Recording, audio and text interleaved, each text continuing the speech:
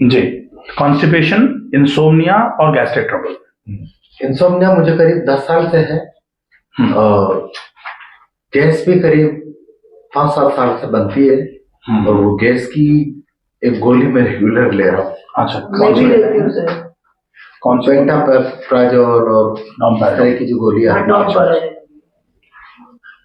तो देखिए, insomnia, constipation और गैस्ट्रिक ट्रबल तो एक ही चीज है, इंडाइजेशन बोलते हैं दोनों को।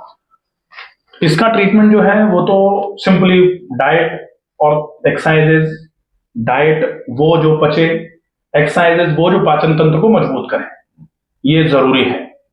जब तक अपन इसका फॉलोअप नहीं कर पा रहे हैं ना, तो कॉन्स्टिपेशन अगर है, कब्ज में जो होता है, कब्ज का इलाज लोगों को लगता है कि कब्ज में आंतों में भरे हुए मल को निकाल देना कब्ज का इलाज है, लेकिन होता क्या है, आंतें अपने अंदर भरे हुए मल को निकालने में सक्षम हो जाएं, वो कब्ज का इलाज होना चाहिए।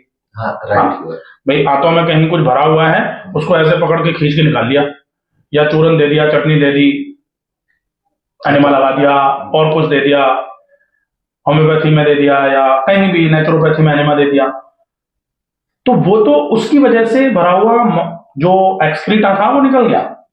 उसको कॉन्स्टिपेशन का ट्रीटमेंट नहीं बोला जा सकता। वो तो एक सिम्टम कि स्टूल जो था, जो जमा हो गया था, उसको एक बार में निकाल दिया।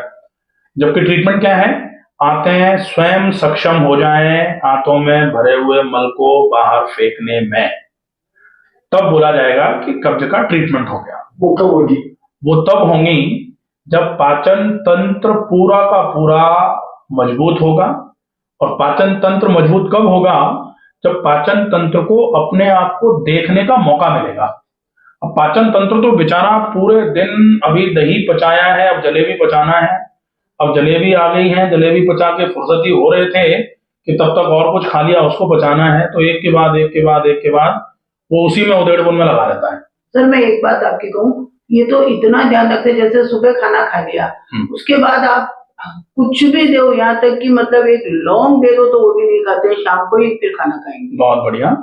इसमें अपने अभी अभी जैसे बता रहे थे ना कि जो भोजन आप खा रहे हो, वो भोजन आपने अच्छा खाया, अच्छे समय पर खाया, अच्छी मात्रा में खाया और अच्छे तरीके से भी खाया अगर, तो वो भोजन का काम पूरा होगा।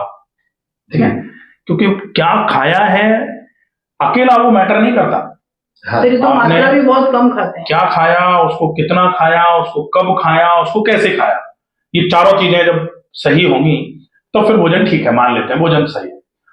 अब वो भोजन जो पहुंचा, उस भोजन को पचाने के लिए अपने को पाचन तंत्र को भी तो एक्टिव करना पड़ेगा थोड़ा सा, तो वो थोड़ी एक्सरसाइजेस की भी आवश्यकता है। और वो एक्सरसाइजेस हर व्यक्ति के शरीर के अनुरूप होती हैं कि कितनी आवश्यकता है और क्या और कितनी देर के लिए कब करना चाहिए। ठीक है, तो भोजन और व्यायाम, आहार और विहार, दो चीजें रखी जाती हैं। हम यहां जो आपको आहार का क्रम समझाएंगे वो आप समझ लेंगे। उसके बाद हम पहले आंतों को एक बार साफ कर लेंगे, साफ आंतों में अच्छा आहार डालेंगे, जल्दी पचेगा, वो एब्जॉर्ब होगा, एब्जॉर्ब होने के बाद ब्लड में जाएगा, तो वो ब्लड फिर हम सर्कुलेट करा करके आंतों की दीवारों पर पहुंचाएंगे, ताकि जो हमने न्यूट्रिशन लिया है वो न्यूट्रिशन हमारी आंतों की दीवारों की कोशिकाओं को मिले। तब आंतों की दीवारों की कोशिकाएं धीरे धीरे करके मजबूत होंगी। आंतों की दीवारों की कोशिकाएं मजबूत होंगी तो आंतों की दीवार मजबूत हो जाएगी, आंतों की दीवार मजबूत हो जाएगी तो आंत मजबूत हो जाएगी, आंत मजबूत, आमाशय मजबूत, सब कुछ ठीक। फिर पचना चालू होगा, फिर शरीर में लगना चालू होगा, फिर अपने आप एलिमिनेशन चालू होगा। 4 प्रोसेस होते हैं ना, इंजेशन मतलब खाने को खाना, अगर ये ठीक है तो होगा दूसरे नंबर पे डाइजेशन, अगर डाइजेस्ट हुआ है तो होगा एब्जॉर्प्शन, और अगर एब्जॉर्प्शन हुआ है तो होगा एलिमिनेशन। ठीक है, 4 हो गए। अब ऐसे एलिमिनेशन अगर नहीं हो रहा है तो क्या गड़बड़ है? एब्जॉर्प्शन में गड़बड़ होगी। एब्जॉर्प्शन नहीं हो रहा है तो क्या गड़बड़ है? इसमें गड़बड़ होगी, डाइजेशन में गड़बड़ होगी। और अगर डाइजेशन नहीं हो रहा है, इंडाइजेशन हुआ है, तो क्या गड़बड़ होगा? इंजेशन। तो ये इंजेक्शन जो है, proper injection plus regular exercises, अगर ये दो चीजें हो जाती हैं तो डाइजेस्टिव इश्यू धीरे धीरे करके clear होना शुरू हो एक्सरसाइजेस जाता है। में घूमना पर्याप्त नहीं है। घूमना पर्याप्त है, लेकिन वो कितना घूमना पर्याप्त है और किस तरीके से घूमेंगे। अच्छा, घूमना कम से कम 40 मिनट का होगा, और उस 40 मिनट में कोशिश करके कम से कम 3.5 किलोमीटर घूमना है, डिस्टेंस कवर करनी है। और उस पूरे 40 मिनट में आपको 40 मिनट का फायदा तब मिलेगा जब अपन मुंह को बंद करके घूमेंगे। आजकल घूमने का चलन चल रहा है, 5 लोग मिलकर घूम रहे हैं और 5 लोग पूरी खिचड़ी जो है ना वो सारी की सारी घूमते समय निकालते हैं, हाँ, तो बेकार है। बहुत बकवास करते हैं। या मोबाइल तो देखो। सर ब्रिस्क वॉक करना है, केवल वॉक करना है? वॉक तो ठीक है, ब्रिस्क वॉक अगर करने के लायक है, अपन घुटने वुटने ठीक ठाक हैं तो हाँ, तो घुटने अगर ठीक हैं तो ब्रिस्क वॉक कर सकते हैं, कोई दिक्कत नहीं। और अगर घुटनों में दर्द है, कमर में दर्द है, तो फिर ब्रिस्क वॉक होगी ही नहीं, करके आ सकते। नमस्कार सर। भोजन के बाद ज्यादा नहीं घूमना चाहिए। भोजन के बाद तेज नहीं घूमना चाहिए, भोजन के बाद आराम से light walk, after light walk. Lunch rest for a while and after dinner walk for a mile. ये बोला जाता है कि डिनर के बाद थोड़ा टहलें, लेकिन धीरे धीरे। दोपहर के भोजन के बाद थोड़ी देर विश्राम कर लें, लेकिन वज्रासन करने के बाद। शतेन बल शोभा। तो सर इतना जब प्रोसीजर होगा तब अपने का मौसम ठीक होगा, जब तक के लिए क्या होगा फिर, कैसे? जब तक के लिए जो होता है ना कि वो होगा, तब तक के लिए हम क्या करेंगे? तब तक के लिए तो ये करेंगे जो करा रहे हैं। एक मेरे और प्रॉब्लम है सर। हाँ। मेरे पिछले 5-7 साल से स्किन प्रॉब्लम है। स्किन एलर्जी, हाँ, दिखती नहीं है लेकिन मेरे खाज पूरे वो- शरीर में चलती है, वात प्रदाह रोक्षणता।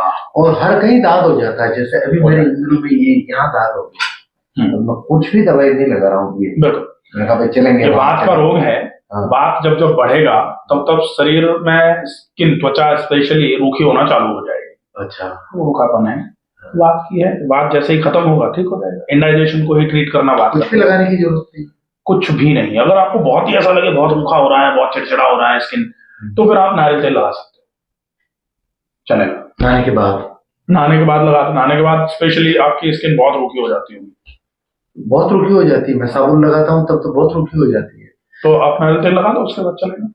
तो साबुन लगाना चाहिए, नहीं लगाना चाहिए? साबुन लगाओ, हाँ। एलोवेरा का साबुन लगाओ, या फिर ग्लिसरीन वाला जो आता है ना, पियर्स वगैरह, वही उसमें ले सकते हैं। डव लगा सकते हैं, डव लेकिन क्या है कि फिर वो हल्का सा चिकनाई छूटती नहीं है, डव छूटती नहीं है उसकी। तो डव नहीं, आप एलोवेरा लगाओ, या बेस्ट है आप पियर्स लगाओ। बढ़िया है। पियर्स ठीक है, ब्लीचिंग वाला है, ब्लीचिंग का है। ग्लिसरीन वाला। डेली लगाना जरूरी है। स्किन हाइजीन थोड़ा ठीक रहता है। वैसे तो ये बोला जाता है स्किन हाइजीन के लिए कि आप सप्ताह में 2 बार साबुन लगा लो, पर्याप्त है। अच्छा। बाकी समय आप अच्छे तरीके से स्क्रब करते हुए, पहले के समय में बहुत ये सारे है साबुन ना लगाते हैं। तकलीफ स्किन की, हाँ तो ठीक है, रूखी हो जाती है, तो मैं कम लगाऊं। सप्ताह में 2 बार लगा 2 लो, बार काफी है। चलेगा। तो सर जैसे भी यहाँ है, हम तो ये चूर्ण वगैरह लेते हैं, ये नहीं ले या लें?